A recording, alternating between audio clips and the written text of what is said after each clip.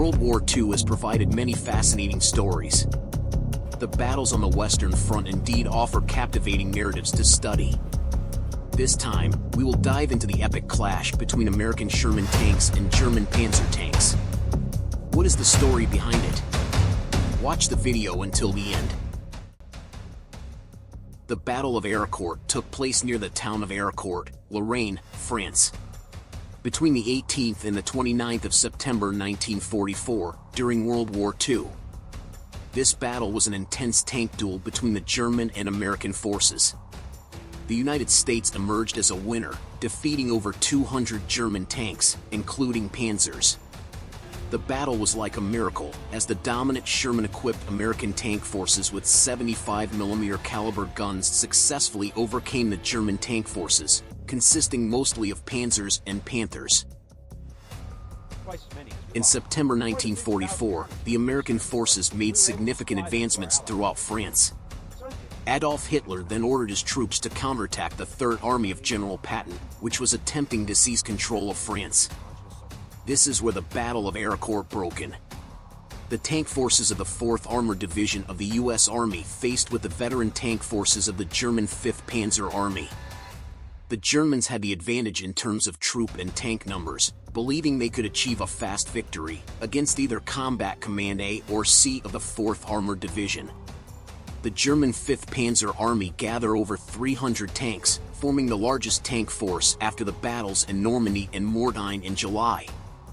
Each brigade consisted of 2 Panzer battalions, with one battalion equipped with long-barreled Panzer IV tanks, while the other battalion utilized Panther Panzer V tanks.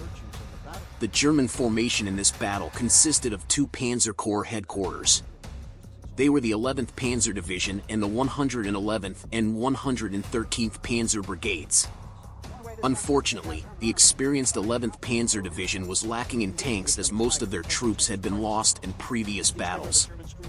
On the other hand, the 111th and 113th Panzer Brigades, which had new Panther tanks and fresh crews, lacked combat experience. Their new crews also lacked sufficient training, as limited time and fuel supply hindered their training opportunities, leaving the tank crews lacking knowledge when deployed in the field. To make matters worse, the German forces faced the 4th Armored Division, led by Major General John S. Wood. This division had more combat experience, as its infantry units had trained together since 1941. This undoubtedly gave an advantage to the American forces. The 4th Armored Division had been engaged in relentless battles since mid-July. This armored formation had been tested on the battlefield and was performing at its best. However, the weakness of this division was that it mostly used on the M4 Sherman tanks equipped with short-barreled 75mm guns. Their tanks would undoubtedly struggle when facing Panther and Panzer tanks. In facing the Panzer IV and Panther tanks, the M4 Sherman was clearly outmatched. Its gun had lower velocity and couldn't penetrate the front armor of a Panzer IV at a distance of over 1,000 meters. Fighting against the Panzer tanks alone was already challenging, let alone dealing with the Panther. On the other hand, the 75mm KWK-42 gun on the Panther could easily penetrate the frontal armor of the Sherman from a distance of 2,000 meters. In September 1944, the Third Army under General Patton was positioned across the Moselle River near Nancy, France.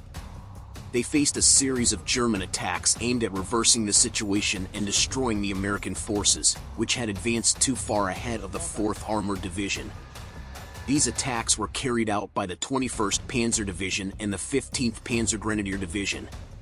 On September 18th, the thick fog and bad weather prevented the American Air Forces from tracking the advancing German armored units. While the weather provided protection from air attacks, the Germans faced challenges in terms of mobility, poor visibility, and a lack of mapping units, hindering the movement of the 5th Panzer Army. The first German attack was launched on September 10, 1944, by the 111th Panzer Brigade against the 2nd Mechanized Cavalry Group in the Reserve Command of the 4th Armored Division in Lunéville.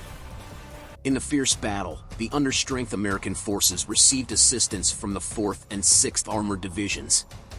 As a result, the American troops successfully repelled the attack and destroyed 24 German tanks. After failing to quickly capture Lunéville, the 5th Panzer Army shifted its focus and began moving north to attack the thinly held positions of the CCA around Arracourt. However, they soon encountered strong defenses that had been established around Arracourt. This marked the largest armored battle on the Western Front.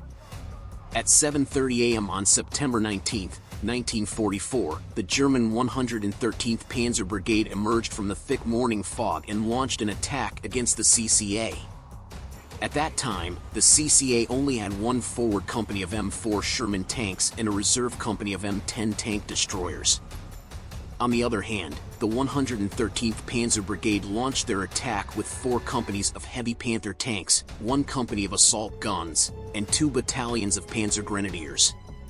With the thick fog, the German forces were able to launch a surprise attack against the American armor. However, the American troops managed to detect the German assault and had prepared a trap. This time, the fog became an ally for the American forces, aiding their tank crews in close-quarter combat against the German tanks. The poor formation of the German tanks quickly led to their entrapment by the surrounding Shermans. As a result of their recklessness, 11 German tanks were destroyed. The 5th Panzer Army, lacking mapping units, forced the German forces to blindly advance against the American troops concealed in the fog. But this time, with the addition of tanks, infantry, and cavalry, the German forces attempted the same attack plan once again.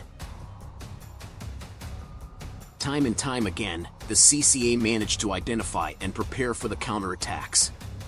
Hidden defensive positions and skilled tactical shooting and maneuvering allowed the CCA to overcome the armored superiority of the German forces. Furthermore, a platoon from the 704th Tank Destroyer Battalion arrived near Arracourt to provide support to the tanks in Lizy. The platoon, which at that time spotted the German tanks moving through the fog, quickly moved to occupy positions in shallow holes and opened fire from a distance of about 150 yards. As the sun set, the battle proved to be a disgrace for the German forces. The CCA suffered minimal losses, while the Germans lost over 50 tanks, which was half of their brigade's strength. Indeed, the fog provided surprise and protection for the German forces from U.S. air attacks, but it also reduced the effective firing range of their superior tanks. From September 20th to 25th, the 5th Panzer Army ordered the 111th Panzer Brigade and the 11th Panzer Division, which were already weakened, to launch a series of uncoordinated attacks on positions in Arracourt. On September 20th, Panther tanks advanced towards the CCA headquarters and several supporting units from the 4th Armored Division. At that time, the fog was thick, hindering the visibility of the U.S. Air Forces to bombard the German armor. But as noon approached, the fog slowly dissipated, revealing the German Panther Tank Company heading towards Arracourt. Major Charles Carpenter, an Army observer pilot, then attacked the enemy from the air twice using bazookas mounted on a Piper L-4 Cub aircraft. He targeted 16 bazooka rockets at the German tanks and armored vehicles, with several hitting their targets accurately. Through his actions, Charles Carpenter successfully destroyed 2 Panther tanks, several armored vehicles, and caused casualties or injuries to around 12 enemy soldiers, while also destroying 6 enemy tanks. Continuing on September 22nd, the Germans launched another attack in the area north of Arracourt, using the morning fog as they did on September 19th. This time they faced the more vulnerable American cavalry forces. However, despite the cavalry forces being outmatched by the Panzers, they managed to hold off the German attack long enough for the CCA to prepare defenses and destroy the German tanks. When the Germans managed to break through the defense, the morning fog began to dissipate, exposing them to the full strength of the American defense. As a result, a devastating destruction occurred where the entire 111th Panzer Brigade was successfully annihilated. The battle continued, and with the arrival of a Sherman company as reinforcement, the CCA launched a flank attack through the fog, successfully wiping out the entire 113th Panzer Brigade. The superior mobility and the skill of the American tank crews provided crucial advantages for their forces. One notable unit in the battle was the 37th Armor Regiment led by Lieutenant Colonel Creighton Abrams. Throughout the war, the 37th Regiment struck fear into the rear areas of the German forces. The 37th Regiment successfully destroyed 55 enemy Panther and Tiger tanks while suffering a loss of 14 tanks. It is clear that the German counterattack failed. If we recount the entire battle, the 4th Armored Division managed to destroy 285 German tanks and armored vehicles with a loss of 25 medium tanks and 7 tank destroyers. Thank you for watching this incredible video. Don't forget to share it with others if you enjoyed it. Thank you, and see you soon.